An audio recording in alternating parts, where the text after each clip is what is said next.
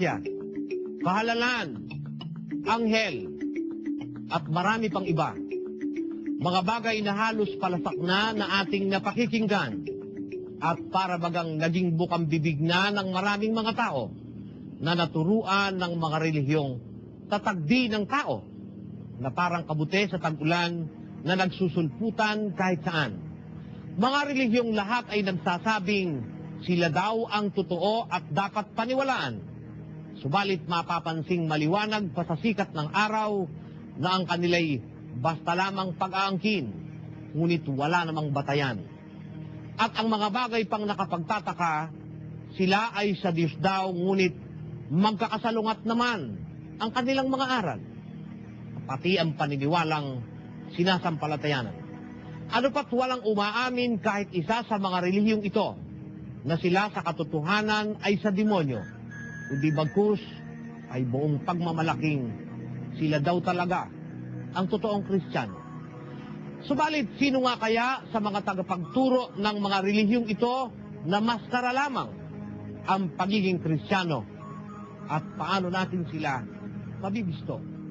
Magandang gabi sa pagpapatuloy po ng ating pagtalakay ng maraming mga kakatuwang katuruan ng iba't ibang relihiyon, mga paniniwalang walang batayan o kung dili naman ay kontra-kontra, ay atin pong itatampok sa gabing ito ang isang katuroang pilit ipinaniniwala ng Samahang Iglesia ni Cristo na itinatag ni Ginoong Felix Manalo, ang ukol sa kalagayan ng Panginoong Hesukristo, na di umano siya ay tao at hindi kailanman naging Diyos. At ang paniniwala daw na si Kristo ay Diyos, o sino mang maniniwala dito, ay yun daw ang sa demonyo. Ito kaya ay totoo. Mga kababayang protestante, mga kababayang katoliko, papayag ba kayo sa akusasyong ito ng Iglesia ni Cristo ni Manalo? Pag-aralan po natin. Dito lamang po sa Weirdong Doktrina. Tao si Kristo at hindi Diyos. Ang aral na ito ng Iglesia ni Cristo ni Manalo ay isa lamang sa mga doktrinang kanilang pilit at paulit-ulit na itinuturo sa mga tao. Ano pat naging paksa na rin ito ng maraming mga pagtatalo sa maraming pagkakataon. Maging sa mga pagdodoktrina ng grupong ito, upang ikaw ay maging miyembro, ay dapat tanggapin mo na si Kristo ay tao at hindi Diyos. Maging sa kanilang mga publikasyon, lalo na sa babasahing pasugo, ay kapansin-pansin na madalas na pagkakataon ay may mga artikulong sadyang laan upang patunayan na si Kristo nga daw ay tao. Ang halimbawa nito ay ang nakasulat pa rin sa pasugo, sa kolum ni Divino A. Ledesma, na may paksang ang pagkakakilala ng tunay na iglesia kay Kristo. Sa pahina 25 ay sinabi ang ganito: ano ang pagkakakilala ng tunay na iglesia sa ating Panginoong Hesukristo? Kagaya ba ng pagkakilala ng ibang mga relihiyon na ang bawat isa'y nagsasabing sila man daw ay tunay at kay Kristo tungkol sa kanyang kalikasan o kalagayan? Ang mga unang Kristiyano o mga kaanib sa Iglesia ni Kristo noong unang siglo ay naniniwalang ang ating Panginoong Hesukristo ay tao. Maging sa kanilang aklat na may pamagat na ang pagbubunyag, sa page 191 ay sinabi nilang, ano ang pagpapakilala ni Jesus sa kanyang sarili nang malaki na siya at nangangaral? Tiniyak niyang tao ang kanyang tunay na kalagayan. Siya ay tao na nagsasaysay ng katotohanan ng kanyang narinig sa Diyos at hindi siya ang Diyos. Ano ang isa sa kanyang katangian sa lahat ng tao? Sa talatang 46 ay sinabi niya ang ganito: sino sa inyo ang makasusumbat sa akin tungkol sa kasalanan? Kung sinasabi ko ang katotohanan, bakit hindi ninyo ako sinasampalatayanan? Si Kristo ang tanging tao na hindi nagkasala. Pinatutunayan din ba ng mga apostol na talagang hindi nga nagkasala ang ating Panginoong Hesukristo. Sa Hebreo 4:15 ay tiniyak ang ganito, sapagkat tayo'y walang isang dakilang saserdote na hindi maaaring mahabag sa ating kahinaan, kundi isa na tinukso sa lahat ng paraan. Gaya rin naman natin, gayon may walang kasalanan.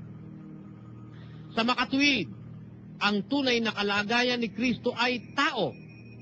At sa page 193 ay kapansin-pansing ipinagdidiinan ang bagay na ito.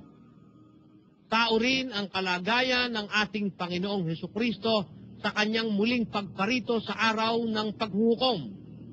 Hindi nagbabago ang kanyang kalagayan. Hindi siya naging Diyos kailanman.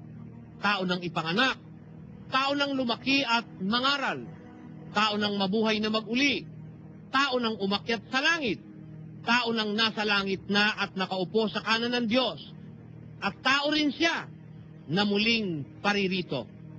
Kung gayon, ang aral ng Iglesia ni Kristo na si Kristo ay tao ay mula kay Kristo.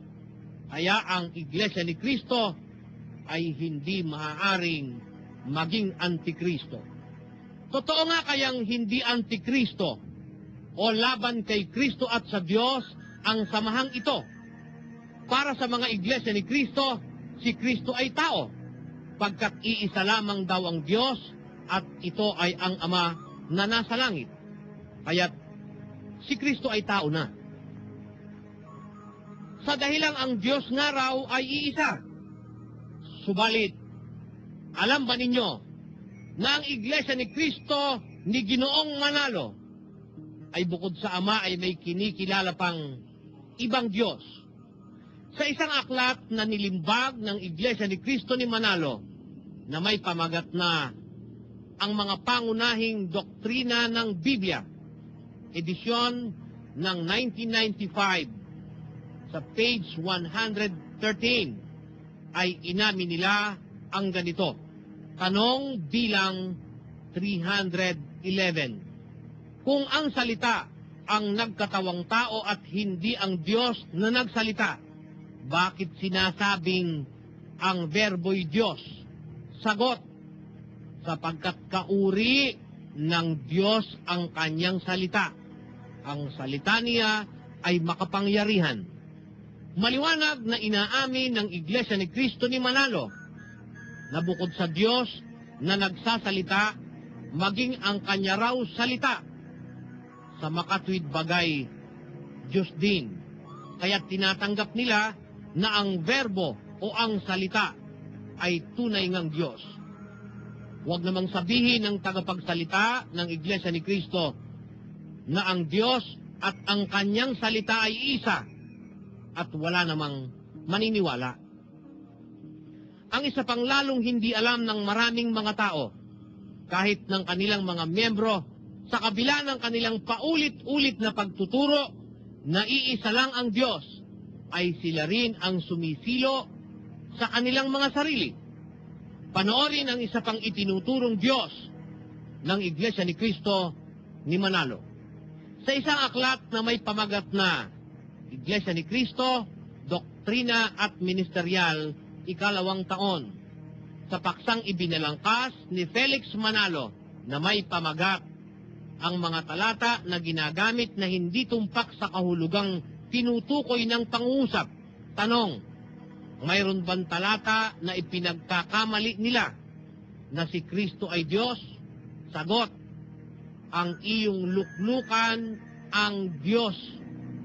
Hebreo 1:8-9. Tanong, paano pa pinatutunayan ni Apostol Pablo na ang luklukan ang Diyos? Sagot, pinaupo sa kanan ng Diyos si Kristo. Efeso 1:20.